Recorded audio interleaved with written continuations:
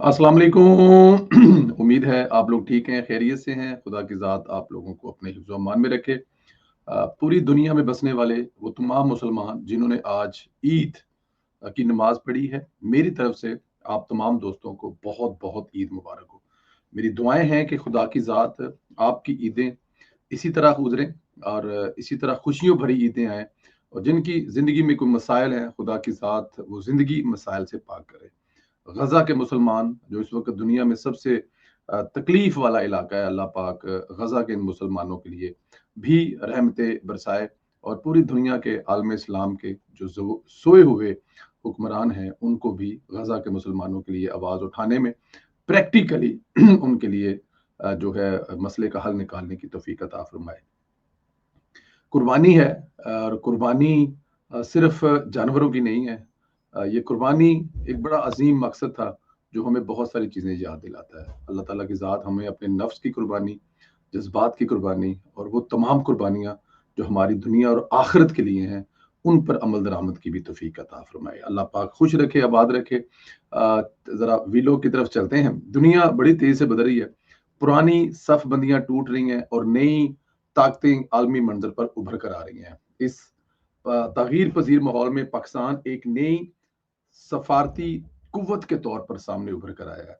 पहलगाम फासले के बाद भारत की बिलाजवाज़ जारहियत, पाकिस्तान के सब्र व तहम्मुल, एक ज़िम्मेदार रियासत के तौर पर फैसले और भरपूर दफ़ा में भारतीय जारहियत के जवाब ने बैनुल-अक़वामी दुनिया में पाकिस्तान को एक नुमायाँ मुकाम पर लाकर खड़ा कर दिया है। दूसरी जानब भारत, जिसके बारे में अब ये बात शुवाहत के साथ साबित हो चुकी है कि वो पाकिस्तान समेत दीगर ममालिक जिनमें अमेरिका, कनाडा वगैरह शामिल है, में स्पॉन्सर्ड दहशतगर्दी कर रहा है, तो बैनुल-अक़वामी सतह पर चुप्पी का सामना है।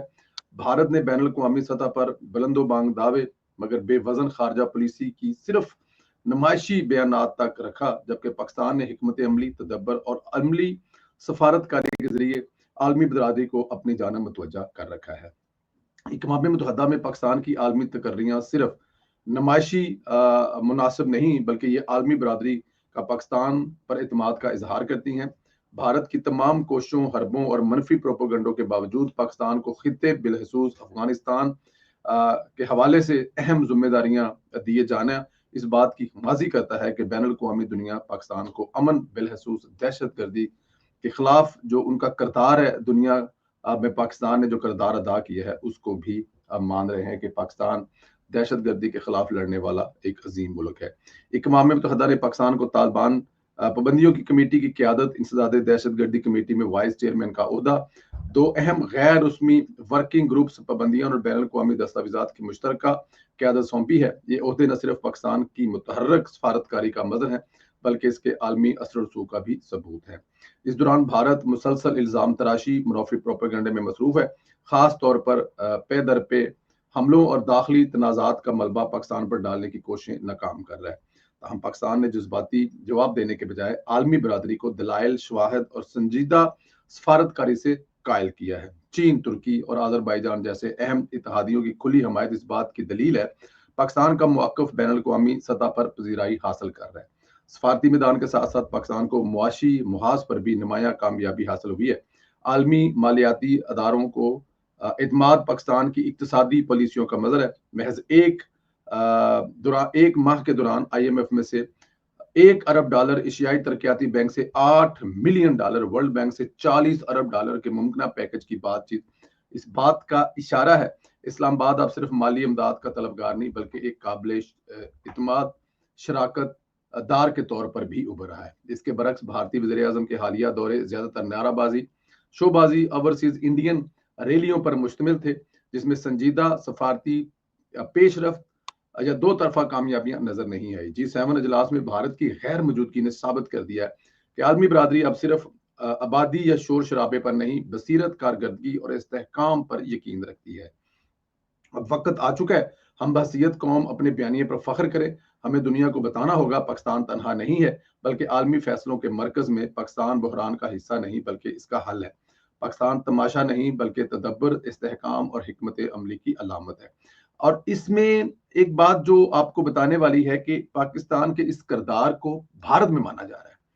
भारत के टीवी टॉक शो पे जो इस वक्त गुफ्तगू हो रही है, उसमें ये बात हो रही है कि भारत दुनिया में हर जगह पे नाकाम हो रहा है, हमारी किसी जगह पे कुछ सुनवाई नहीं हो रही, लेकिन हमसाया मुल्क पाकिस्तान, चाहे वो आईएमएफ की बात कर रहे हो कि आईएमएफ से पैकेज की बात कर रहा हूँ, आईएमएफ को रोकना चाहिए था, हिंदुस्तान को कुछ ऐसे काम करने चाहिए थे, दुनिया को बावर कराना चाहिए था, लेकिन आईएमएफ पाकिस्तान का पैकेज कर रहा है, वर्ल्ड बैंक के साथ, एशियन बैंक के साथ, आपके साथ ट्रेड कर रहे हैं। जो अमेरिका का सदर है वो हर दूसरे दिन अपनी गुफ्तगू में पाकिस्तानियों का जिक्र करता है, पाकिस्तान की प्रोडक्ट्स का जिक्र करता है, हिंदुस्तान को हर जगह पे वार्निंग दे रहा है, हिंदुस्तान में सरमायाकारी से रोका जा रहा है। तो भारत के अंदर भी एक तासर पाया जाता है, भारत के अंदर अब उन लोगों को आपने जो भी कहना है कि वो इस वक्त अपने मुल्क पे, अपनी हुकूमत पर, खास तौर पर बीजेपी की पार्टी पर बड़ी सख्त तनकीद कर रहे हैं कि नरेंद्र मोदी की गलत पॉलिसियों की वजह से पाकिस्तान भारत से बहुत आगे निकल रहा है। G7 में भारत की इस दफा नुमाइंदगी ना होने का मतलब है कि मोदी ने भारत को 15, 20, 25 साल पीछे धकेल दिया है। कोई नया चेहरा सामने आएगा तो दूसरी पार्टी की हुकूमत आएगी, और वो हिंदुवात्रा को जो इस वक्त एक बहुत ज्यादा प्रमोट किया जा रहा है, उसको जाके को थोड़ा बहुत रोकेगी तो शायद हिंदुस्तान का कुछ चेहरा बेहतर हो। अदरवाइज हिंदुआ ये हिंदू मुल्क बनाने, जो सेक्युलर मुल्क का नारा लगाते थे, ये हिंदुइज्म को वहां पे प्रमोट करने के लिए नरेंद्र मोदी ने वहां पे लोकल अंदर जो डिवाइडेशन पैदा की है हिंदुस्तान के अंदर, उसके अलावा दुनिया वर्ल्ड जो है उसके सामने जो उसका चेहरा खुलकर सामने आया, मेरे ख्याल में ये एक बड़ी शर्म वाली बात है, और इस बात को हिंदुस्तानी बाकायदा तौर पर फील कर रहे हैं। ऊपर जो बातें हुई हैं, अब इसका अमली नमूना देख लेते हैं। ट्रंप कोई मौका हाथ से नहीं जाने दे रहा जब वो भारत की बैंड नहीं बजाता और पाकिस्तान की तारीफें नहीं करता, जैसा कि मैं आपको ऊपर बता चुका हूं। अमेरिकी सदर ट्रंप ने एक बार फिर पाक भारत जंग में जो जंग हुई उसमें जंग बंदी का मरकजी किरदार अदा करने की बात दोहराई है। जर्मन चांसलर फ्रेडरिक मर्ज से व्हाइट हाउस में मुलाकात के दौरान गुफ्तगू में सदर ट्रंप ने कहा कि 2 एटमी रियासतों के दरमियान जंग बंदी कराई, दोनों मुल्कों से कहा कि आप गोलियां चलाएंगे तो हम आपसे तजारत नहीं करेंगे। सदर ट्रंप ने कहा कि पाकिस्तान में बहुत मजबूत लीडरशिप है, ये लाइन बार बार कहूंगा, पाकिस्तान में बहुत मजबूत लीडरशिप है। ट्रंप ने कहा कि जब पाकिस्तान की लीडरशिप बहुत मजबूत है, इनसे जब कहा कि जंग बंदी करे तो वो मान गए, और वो मानते भी हैं। साथ ही ट्रंप ने जब बात पाकिस्तान में मजबूत लीडरशिप की और इसमें ट्रंप ने यूथियों को भी कहा, रगड़ा और कहा कि हो सकता है कुछ लोग ये ना माने, यानी उन्हें मर्चें लगेंगी। ये बात ट्रंप ने कही है कि पाकिस्तान की जो लीडरशिप है वो इस वक्त मजबूत तरीन हाथों में है, और कुछ लोग इस बात को नहीं मानेंगे, और उनके मानने या ना मानने से कोई फर्क नहीं पड़ता, और उनको मर्चें भी लग सकती हैं। यही नहीं, ट्रंप ने यह भी कहा है पाकिस्तान तो मानता है सीज फायर कराया है, लेकिन मोदी क्रेडिट नहीं दे रहा इस बात को कि ट्रंप ने ये हमारी सुलह करवाई है या सीज फायर करवाया है या इस जंग को रुकवाने में बड़ा अहम किरदार अदा किया है। ट्रंप ये कह रहा है कि मोदी जो है वो ये बात मान नहीं रहा, ट्रंप चीजों को पर्सनल ले लेता है। ये मोदी की मुझे लगता है कि अब खैर नहीं है, मोदी को अब जरा दिल है ना वो बड़ा करना पड़ेगा, क्योंकि ट्रंप साहब जो है ना वो दिन ब दिन जो है ना वो खुलकर मोदी की बैंड बजा रहे हैं, इसमें तो कोई शक ही नहीं है। इधर न्यूक्लियर पावर से भी बड़ी जंग छिड़ गई है। अमेरिकी सदर डोनाल्ड ट्रंप और उनके पुराने दोस्त और साथी इलेक्ट्रिक गाड़ियां बनाने वाले अमेरिकी कंपनी टेस्ला, अमेरिका के महकमा बराए हुकूमती कारकर्दगी डॉग के साबिक सरबराह एलन मस्क के दरमियान इख्तलाफात शिद्दत इख्तियार कर गए हैं। गुज़श्ता दिनों दुनिया के अमीर तरीन शख्स एलन मस्क ने सदर ट्रंप को बताए बगैर मशीर का अहदा छोड़ दिया था, जिसके बाद मस्क ने अमेरिकी सदर के टैक्स में कटौती अखराजात बिल पर शदीद तनकीद की थी, जिसके बाद एलन मस्क और अमेरिका के सदर डोनाल्ड ट्रंप की दोस्ती खत्म होते ही दुश्मनी में बदल गई। अब एक दूसरे पर संगीन इल्जामात लगा रहे हैं। टेस्ला के बानी एलन मस्क ने इल्जाम आयद किया है कि सदर डोनाल्ड ट्रंप का नाम जिनसी स्कैंडल में बदनाम में वो जो एप्स्टन की फाइलों में मौजूद है, इसमें हमारे खान साहब का भी नाम आया था, शायद आप लोगों को याद हो, बट चले अब बात कहीं और है तो रहने देते हैं। जेफरी एप्सन कम उम्र लड़कियों के साथ जिनसी ज्यादती के कई वाकयात में मुलव्वस करार दिया गया था, और सन 2019 में वो पुरसरार तौर पर जेल में मुर्दा पाया गया था। जेफरी एप्सन अमेरिका समेत मुस्लिम मालिक के अहम तरीन शख्सियात का दोस्त था, उन्हें अपने घर में पार्टियों पर मदऊ करता था। आपको याद होगा इस स्कैंडल में, जैसे मैं आपको बता चुका हूँ कि महात्मा इमरान खान साहब मुस्लिम उम्मा के अपनी तरफ से हैं जी, और अब चीफ पैटर्न इमरान खान का नाम भी था, और कई बार वो जिस बंदे का नाम लिया जा रहा है उनसे मिल चुका था और उसकी तस्वीरें भी सामने आई थी। एलन मस्क ने कहा कि एप्स्टन की फाइल में ट्रंप का नाम होने की वजह से ये दस्तावेजात सामने नहीं आ रही, लिख कर रख लें, हकीकत एक ना एक दिन सामने आएगी। ट्रंप ने ओवल ऑफिस में एक टीवी खिताब के दौरान कहा कि वो कांग्रेस में जेर गौर बिल पर मस्क की तनकीद से बहुत मायूस हैं। साथ ही उन्होंने एलन मस्क के अरबों डॉलर के सरकारी मुआहदे मंसूख करने की धमकी भी दे दी है। एलन मस्क ने बराह रास्त रद्द अमल देते हुए ट्रंप 2024 के इंतखाबात में इनकी मदद के बगैर नहीं जीत सकते थे। मस्क ने लिखा, मेरे बगैर ट्रंप इलेक्शन हार जाते, डेमोक्रेट्स ऐवान नमायन पर काबज होते और सेनेट में रिपब्लिकन की तादाद सिर्फ 49 या 51 होती। 49-51 होती। मस्क पहले डोनाल्ड ट्रंप के ने लफ्जी गोलाबारी और कहा उन्होंने खुद एलन मस्क को हुक्म दिया था कि वो इंतजामिया से अलहदा हो जाएं और ये भी कि अरबपति अब पागल हो गया है। ट्रंप ने मस्क से मुतल्लक कह दिया कि मुझे नहीं पता था कि मसूफ बाकायदगी से मंशियात लेते थे। यानी कि ट्रंप जो है वो एलन मस्क को इमरान खान कह रहा है कि मुझे नहीं पता था कि ये बड़ा मतलब कि रेगुलर किस्म की कोई ड्रग्स इस्तेमाल करता है। अमरीकी सदर ने सोशल मीडिया पर ताज़ा बयान में कहा कि उन्हें ये इल्म नहीं था कि एलन मस्क बाकायदगी से इंशात करते। बहुत बड़ी बात है, मतलब ये मेरे मेरे और आपके नॉलेज में नहीं था कि एलन मस्क कोई ऐसी हरकत भी करते हैं। सदर ट्रंप ने कहा कि उन्हें इस बात की परवाह नहीं कि एलन मस्क उनके खिलाफ बोल रहे हैं।